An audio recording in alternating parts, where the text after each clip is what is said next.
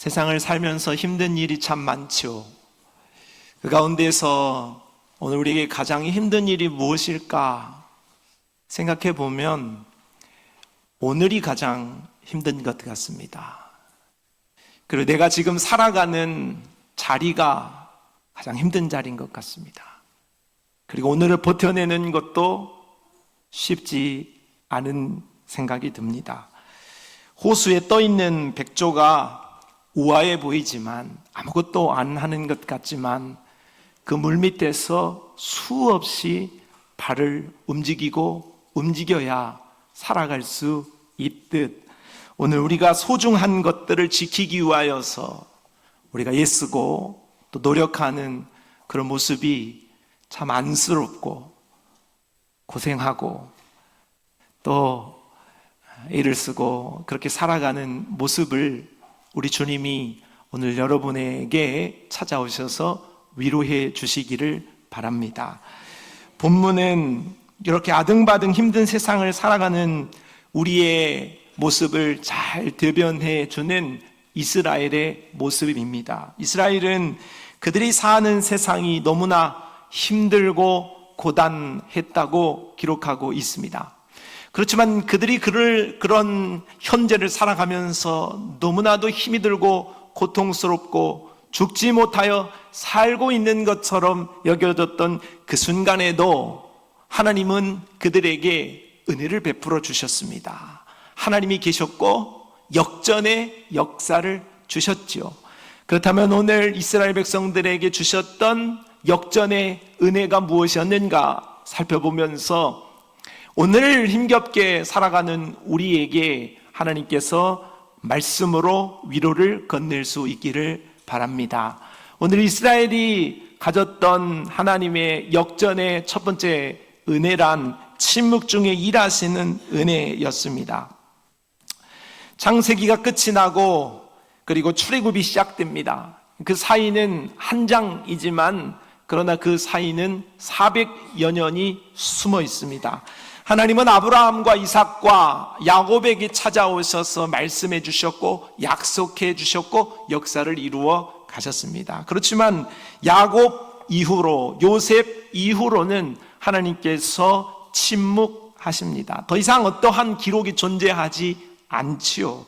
긴 세월 동안 하나님이 아무 일도 아무 말씀도 하지 않는 것과 같은 침묵의 시간이 이어졌다 하는 것이죠. 그러나 하나님이 침묵하셨지만 여전히 계셨고 여전히 일하셨습니다. 오늘 본문 7절의 말씀을 보면 이스라엘 자손은 생육하고 불어나 번성하고 매우 강하여 온 땅에 가득하게 되었다고 말씀합니다. 하나님이 일하심은 430여 년이라는 시간 동안에 70여 명의 애굽의 가족들을 60만 명의 장정으로 번성하게 하셨다는 것입니다.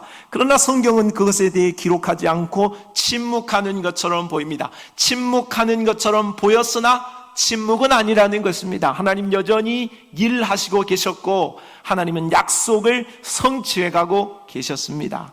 430년 동안 큰 민족으로 발전하는 하나님의 은혜가 어찌 작다고 말할 수 있겠습니까? 시편 121편 4절 이스라엘을 지키시는 이는 졸지도 아니하시고 주무시지도 아니하시리로다 하고 말씀합니다. 그러므로 오늘 우리는 하나님의 침묵을 우리가 생각하고 하나님이 주무시는 것 아닌가 생각할 때 그것은 의혹의 시기로 보내서는 안 되고 절망의 시기로 보내서는 더더욱 안 된다 하는 것입니다. 우리는 이러한 순간에 하나님의 약속을 여전히 믿고 하나님을 소망하는 시기로 삼아야 할 것입니다. 우리 하나님께서 하나님의 방법으로 하나님의 때를 위해 하나님은 항상 일하셨고 지금도 일을 하고 계시기 때문이며 앞으로도 일하실 분이십니다. 그 하나님을 믿는다면 우리는 신뢰할 수 있고 또 그 하나님으로 소망을 삼을 수 있습니다. 요셉이 노예로 감옥에 갇혀 지내고 그렇게 보내었던 세월이 17년이었습니다. 그 시간 하나님이 아니 계신가? 하나님이 나를 방치하셨는가 싶었지만 그 세월을 견뎌냈어야만 했습니다.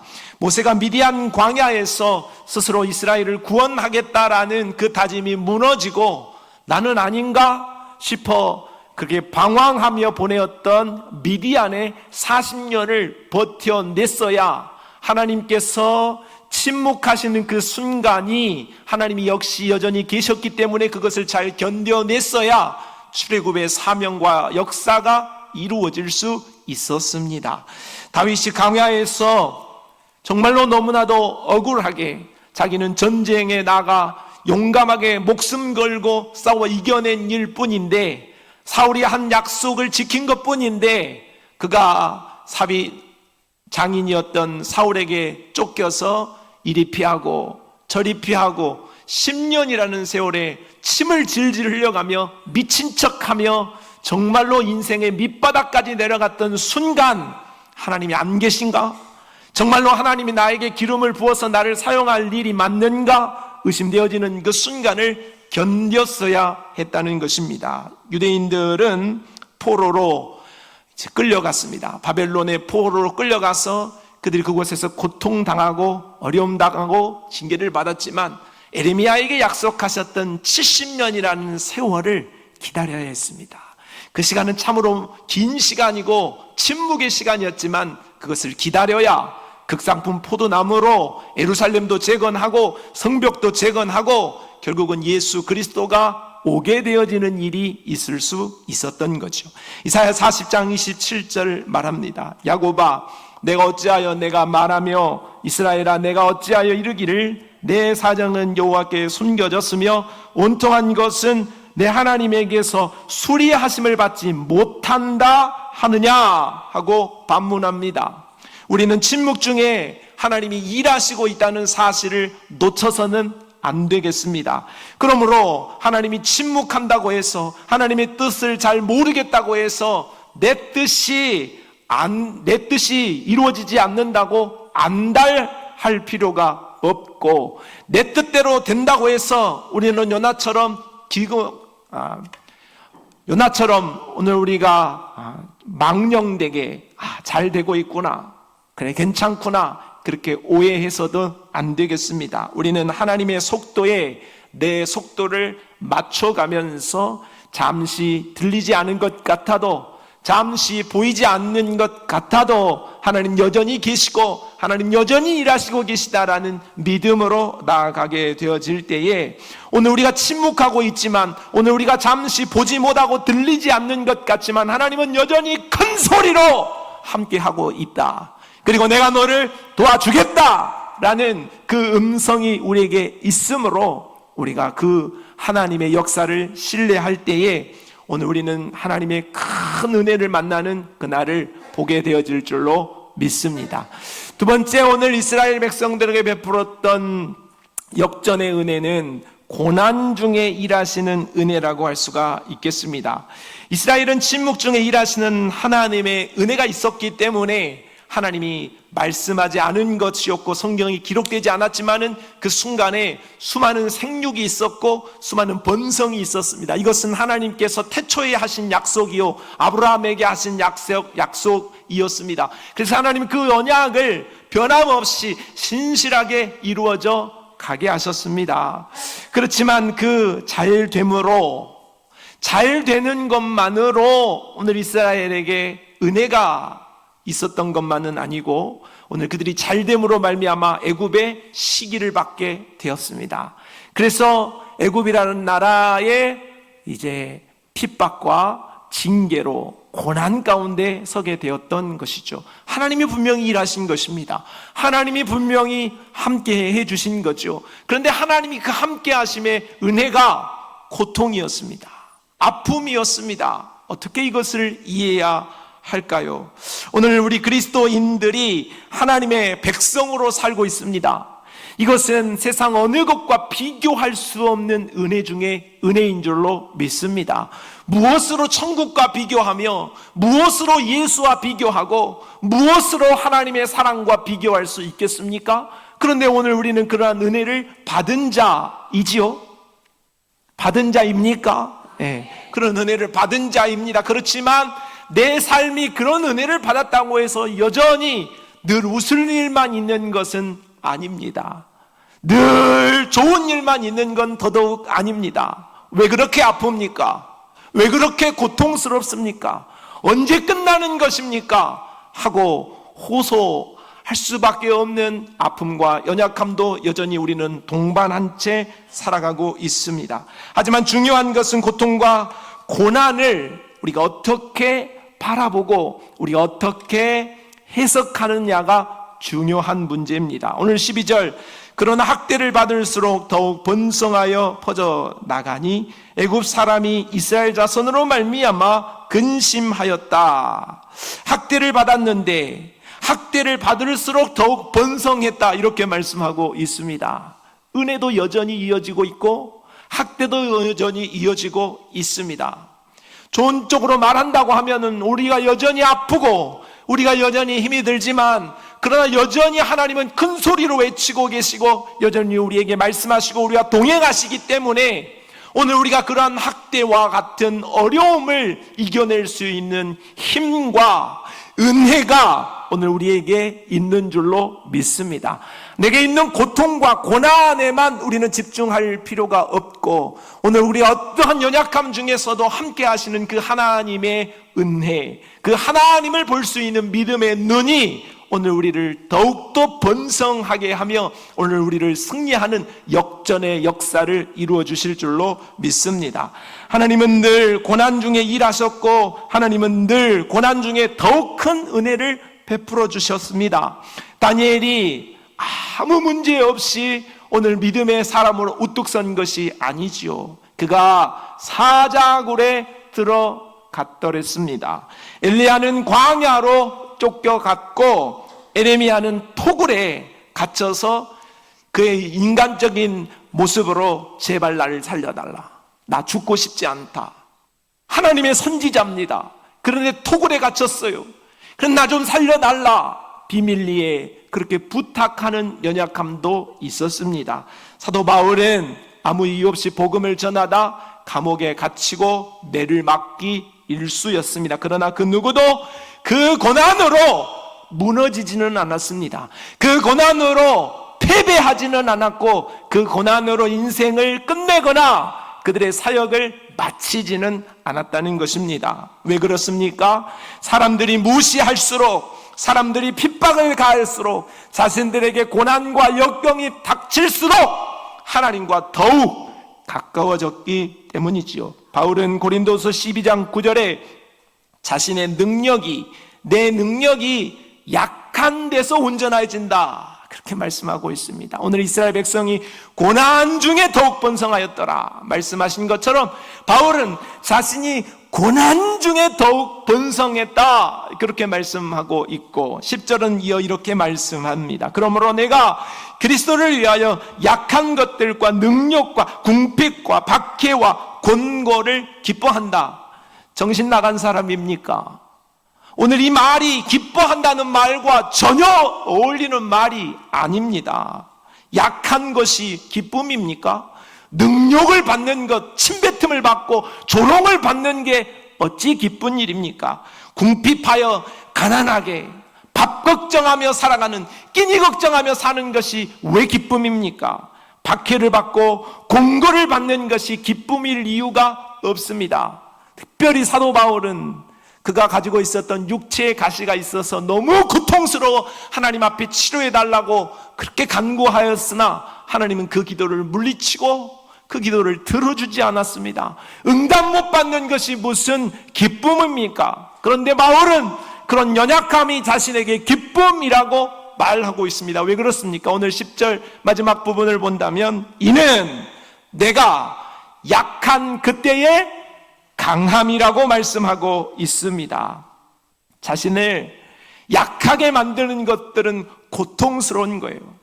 오늘 우리 모두도, 저와 여러분 우리 모두도 각자에게는 각자의 연약함이 있습니다. 그 누구에게 말하고 싶지 않은, 그 누구에게 들키고 싶지 않은 우리 자신만이 가지고 있는 비밀이 있고 연약함이 있습니다. 숨고 싶고 가리고 싶고 피하고 싶고 벗어나고 싶은 우리만의 아픔, 눈물, 슬픔, 고통, 이건 저주가 아닌가 싶을 정도의 너무나도 큰 문제들을 우리는 안고 살아가고 있습니다. 하지만 오늘 바울은 그러한 연약함을 자랑했습니다. 왜? 그 연약함이 자신을 강하게 해준다는 사실을 분명하게 믿었기 때문입니다. 겨울보리를 아십니까? 겨울보리는 흙덩이가 꽁꽁 얼어붙었을 때, 또 매서운 칼바람이 불어닥칠 때, 그리고 사람들이 그 보리를 지근지근 차근차근 밟을 때 더 성장합니다. 왜? 뿌리를 더 깊이 내리기 때문이지요. 오늘 우리는 겨울보리와 같은 믿음이 필요하겠습니다. 오늘 우리의 믿음은 좋고 안전하고 아무 문제가 없을 때에 자라는 게 아니고, 겨울보리처럼, 그리고 바울의 연약함처럼 도저히 숨길 수 없는 고통과 아픔의 현장에 있을 때에 자라날 수 있습니다.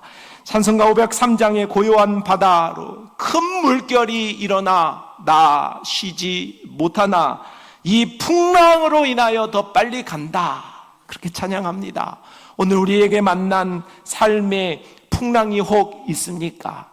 질병의 풍랑, 사람과의 관계에서 오는 풍랑, 자녀의 풍랑, 도저히 내 힘으로는 막아낼 수 없고 도저히 피할 수도 없는 그 풍랑이 여러분에게 있습니까?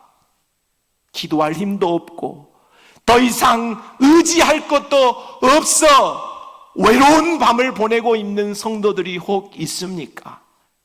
그렇다면 그것은 하나님의 큰 위로를 경험할 순간이요, 오늘 우리의 영혼이 깊이 하나님으로부터 뿌리를 내릴 순간이며, 나의 약함을 통하여 하나님이 강함이 되어지는 역전의 순간이 되는 것으로 믿으시기를 바랍니다.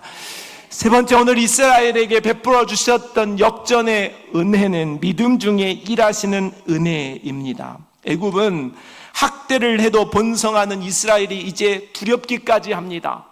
야, 이렇게 해도 안 돼, 저렇게 해도 안 돼, 쟤는 어떻게 처리하지?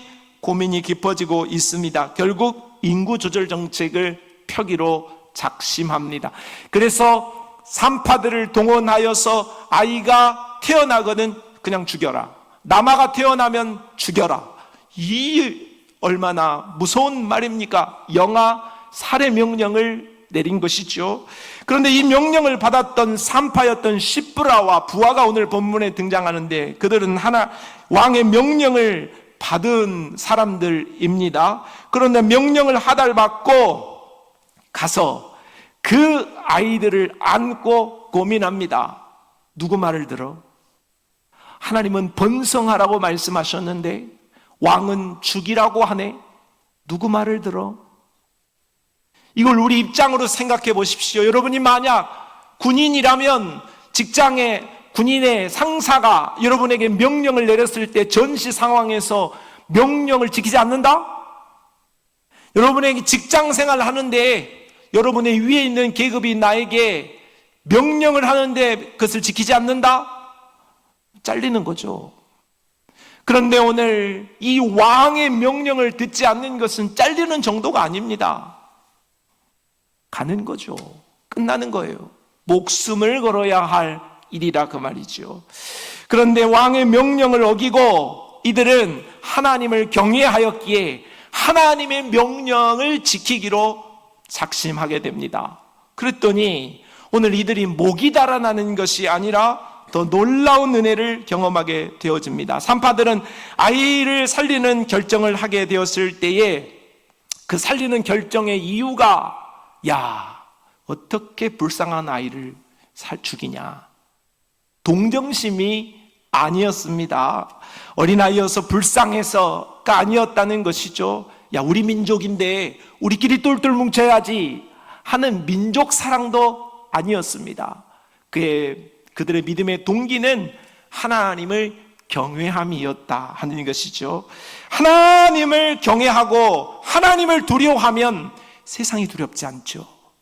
반대로 하나님이 두렵지 않으니까 사람이 두려운 거예요. 하나님이 너무나도 크고 그분이 너무나도 나에게 경외가 되면 오늘 우리에게는 어떠한 것도 두려움의 대상이 되지 못합니다. 그런데 오늘 우리가 사람 앞에 떨고 환경 앞에 떨고 돈 앞에 떠는 그것은 바로 하나님이 두렵지 않기 때문은 아닐까 싶습니다. 바로 왕은 산파 소식에 분노했습니다. 그렇지만 그들을 불러두고 그들의 어이없는 변명을 듣고서도 그들을 죽이지 않고 오히려 그들을 살려둡니다. 20절 말씀, 하나님이 그 산파들에게 은혜를 베푸시니 그 백성은 번성하고 매우 강해지니라 했습니다. 이걸 보십시오. 하나님이 아브라함에게 그리고 태초에 약속하셨던 그 번성이라는 그 단어가 오늘 계속해서 이어지고 있습니다. 430년 침묵하는 순간에도 번성했습니다. 그리고 그들이 고난받고 있는 중에도 번성했습니다. 그리고 산파들이 지금 죽을 위기에 처해 있는 상황 속에서 애굽의 핍박이 더 강력해지고 있는 중에도 번성했습니다. 그 번성과 번성의 역사는 오늘 예수 그리스도를 통하여서 오늘 우리에게도 오게 되어진 줄로 믿습니다. 그렇다면 오늘 우리는 믿음으로 어떻게 서야 할지 분명합니다. 오늘 우리는 산파들과 같이 세상을 두려워하거나 환경을 두려워하거나 사람을 두려워하는 자가 아니라 오직 하나님을 두려워하는 믿음으로 선다면 아니 되어질 것이 되고 되어질 것은 더 쉽게 되어지는 은혜가 있게 되어질 줄로 믿습니다. 사랑하는 성도 여러분 하나님 경외함으로 말미암아 이 두 산파들에게 베풀어졌던 은혜가 오늘 우리에게도 있으므로 은혜 위에 또한 은혜가 임할 수 있게 되기를 바랍니다. 21절 말씀을 읽어보면 그 산파들은 하나님을 경외하였으므로 하나님이 그들의 집안을 흥왕하게 하신지라. 세상이 감당하지 못한 믿음의 사람이 되어야 한다고 히브리서는 우리에게 권면하고 있습니다. 사람 눈치 보고 세상 눈치 보면 알아요. 저 사람 별 무서운 사람 아니구나. 이것저것 눈치 보는구나. 그렇게 생각해요. 그러나 하나님 앞에 선 사람은 두려워하지 않습니다. 왜냐하면 하나님을 두려워하기 때문에 다른 어떤 것을 두려워할 이유가 없는 거예요. 담대함이 오게 되는 거예요. 그러면 사람들이 보고 저 사람 보통 사람 아니다.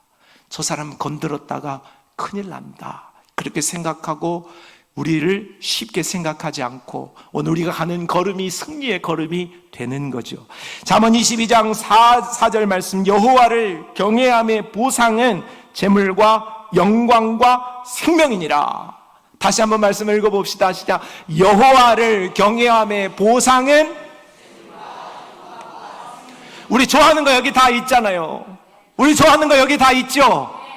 여호와를 경외함으로 재물이 여러분의 것이요, 영광이 여러분의 것이요, 생명이 여러분의 것이 되기를 바랍니다. 아멘 하신 분들에게 더 큰 은혜가 있기를 바랍니다. 왜 아멘을 안 해요? 뭐 나쁜 거라고, 아멘 하는 거 뭐 돈 드는 거라고. 받으시기를 바랍니다. 하나님의 약속이죠. 사무엘상 2장 30절 말씀도 읽어보면 나를 존중히 여기는 자를 내가 존중히 여기고 나를 멸시하는 자를 내가 경멸하리라 했어요. 여러분, 우리가 하나님을 높이면 우리도 덩달아 높아집니다. 우리가 하나님을 경외하면 우리도 덩달아 올라갑니다. 그런데 하나님을 놓치고 하나님을 없이 우리가 사람만 보게 되어지면 비굴해져요. 쭈글쭈글해요. 얼굴만 쭈글쭈글해지는 게 아니라 우리 인생이 쭈글쭈글해진다, 그 말이에요. 하나님 경외함으로 당당하게 서시기를 바랍니다. 험한 세상을 사는 성도 여러분, 여러분의 사는 삶의 자리가 얼마나 힘이 들고 어렵습니까? 정말로 주일 한 번 이 예배 시간 찾아 나오기까지 여러분의 삶의 자리에서 살아가는 것이 얼마나 쉽지 않습니까? 이왕 이렇게 어렵게 살아가는 우리 인생이라고 한다면 오늘 우리 하나님은 우리를 위로하시고 우리의 삶을 역전시키기를 원한다고 말씀하십니다. 파도가 몰아쳐도 풍랑이 일어나도 저 깊은 심연의 바다는 흔들리는 법이 없듯 오늘 우리는 침묵 중에 일하시고 고난 중에 일하시고 하나님을 경외하는 믿음 중에 일하시는 그 하나님을 신뢰하며 나아간다면 오늘 우리는 흔들리지 않을 줄로 믿습니다. 무너지지 않을 줄로 믿습니다. 깊은 바다 속처럼 풍랑의 한가운데에서도 역경과 눈물의 한가운데에서도 하나님을 부여잡고 바울처럼 기뻐하며 승리의 걸음을 걸어갈 수 있는 우리 모든 성도들이 다 되시기를 바랍니다.